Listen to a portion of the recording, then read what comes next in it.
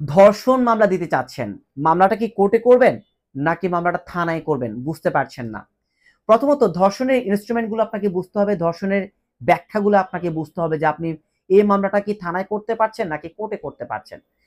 যদি হয় যে একটা শিশু বাচ্চাকে কোনো একটা বয়স্ক পুরুষ সে ইচ্ছাকৃতভাবে তার ইচ্ছার বাহিরে ধর্ষণ করেছে, সেই ক্ষেত্রে কিন্তু ডিরেক্টলি আপনারা থানায় মামলা করে দিতে পারেন এবং থানায় মামলা করার সাথে সাথে কিন্তু এফআইআর হয়ে যাবে এবং কি ডিরেক্টলি কিন্তু যে সময় আসামি যে সকল আসামিরা অপরাধ করেছেন তাদেরকে কিন্তু সাথে সাথে কিন্তু অ্যারেস্ট করে ফেলা হবে। তবে এই ধর্ষণে কিন্তু 18 বছর নিচে যদি কোনো মেয়ের সাথে কেউ তার ইচ্ছার বিরুদ্ধে জোর করে শারীরিক সম্পর্ক করে সেটা ধর্ষণ হিসেবে গণ্য হবে এবং কি এই মামলার বাদী কিন্তু মেয়ে হতে পারবে না, এই মামলার বাদী হবে তার পরিবার, তার আত্মীয় স্বজন, যে কেউ একজন বাদী হয়ে মামলা করে কিন্তু এফআইআর হিসেবে গণ্য করে তাদেরকে অ্যারেস্ট করাতে পারে। তবে কন্ডিশন 18 বছর নিচে অবশ্যই হতে হবে এইসব মামলার ক্ষেত্রে। এবং কন্ডিশন যখন ঘটনা ঘটেছে যত দ্রুত সম্ভব তত দ্রুত কিন্তু আপনি থানায় যেতে হবে, তাহলে কিন্তু ধর্ষণ মামলাটা থানায় নিয়ে নিবে। ধরে নিলাম 18 বছর উপরে একটা মেয়ের সাথে আপনাদের শারীরিক সম্পর্ক হয়েছে বিয়ের প্রলোভন দেখিয়ে, যে বিয়ে করবে এই বলে আমাদের সাথে শারীরিক সম্পর্ক হয়েছে। এখন এই ধর্ষণ মামলাটা থানায় করব নাকি কোর্টে করব? প্রথমত আমরা প্রায় সময় দেখি যদি এই ধরনের ধর্ষণ হয় আর ছেলে যদি ইনস্ট্যান্ট যদি বলে যে আমি বিয়ে করব না বলে পালিয়ে চলে যায়, আর ইনস্ট্যান্ট এলিমেন্ট থাকা আপনার শরীরে এলিমেন্ট থাকাকালীন আপনি যদি থানায় যান, এভিডেন্স থাকাকালীন যদি থানায় যান, থানা কিন্তু মাঝে মাঝে ডিরেক্টলি এফআইআর হিসেবে মামলা নিয়ে নেয়, আসামিকে অ্যারেস্ট করে ফেলে।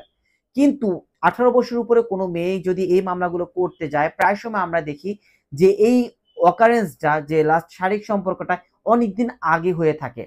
যখনই ছেলে বিয়ে করতে নাখোজ করে তখনই মেয়ে মামলার দিকে ইনভলভ হয়। আর তখন যেহেতু কোনো এলিমেন্ট থাকে না মেয়ের কাছে, সেক্ষেত্রে সে প্রথমত থানায় যায়, থানায় মামলা রিজেক্ট করে তখন তারা কোর্টে আসে। অর্থাৎ দিন শেষে এক্স্যাক্টলি আমি বলতে চাই, যদি 18 বছর উপরে কোনো মেয়ে যদি শারীরিক সম্পর্ক হওয়ার অনেক দিন পার হয়ে যায়, আপনারা থানায় গেলে মামলা নেবে না, ডিরেক্টলি কোর্টে গিয়ে কিন্তু আপনারা মামলা করতে পারেন। আর কোর্টে গিয়ে যদি মামলা করেন সেক্ষেত্রে হয়তো বা বিজ্ঞ আদালত তদন্ত দেওয়ার সম্ভাবনা খুব বেশি থাকে। আর যদি কোর্ট চায় ওয়ারেন্টও দিতে পারে, কোর্ট যদি চায় এফআইআরও দিতে পারে।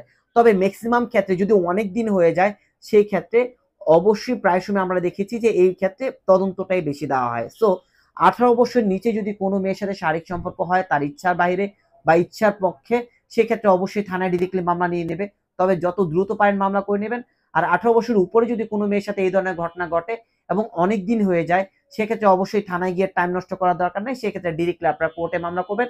কোর্ট থেকে তদন্ত হওয়ার পরে, মেডিকেল হওয়ার পরে যদি ঘটনার সত্যতা থাকে অবশ্যই কিন্তু আপনি রেমেডি পাবেন। আর যদি ঘটনার সত্যতা না পাওয়া যায় তাহলে কিন্তু আপনি রেমেডি পাবেন না। তবে মাথায় রাখবেন, এই সকল নারী শিশু মামলা করতে গিয়ে যদি কেউ মিথ্যেভাবে কাউকে ফাঁসি দেওয়ার চেষ্টা করেন তাহলে কিন্তু তার কিন্তু সমান অপরাধে অপরাধী হবেন। সো কেউ মিথ্যে মামলা করার চিন্তাও করবেন না, মিথ্যে মামলা করার সাহসও করবেন না।